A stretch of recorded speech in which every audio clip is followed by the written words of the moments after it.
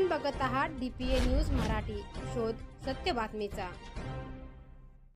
सागरी मतदारसंघाच्या विद्यमान आमदार व डॉक्टर तुळशीराम गावित यांच्या प्रयत्नाने पिंपळनेर ग्रामपंचायतचे नगर परिषदेत रूपांतर। साक्री तालुक्याचे विद्यमान आमदार मंजुळाताई गावित व शिवसेना जिल्हा प्रमुख डॉक्टर तुळशीराम गावित यांच्या प्रयत्नाला अखेर यश आले। पिंपळनेर ग्रामपंचायतचे अखेर नगर परिषदेत रूपांतर झाले। पिंपळनेर हे शहर झपाट्याने वाढत असून हे एक मोठी बाजारपेठ असून लोकसंख्येच्या दृष्टीने व दळणवळणाच्या दृष्टीने या शहराचे नगर परिषदेत रूपांतर होणे आवश्यक होते। त्या दृष्टीने विद्यमान आमदार सौ मंजुळाताई गावित व तुळशीराम गावित यांनी सर्व आवश्यक पूर्तता करून प्रस्ताव शासनाकडे पाठवला होता।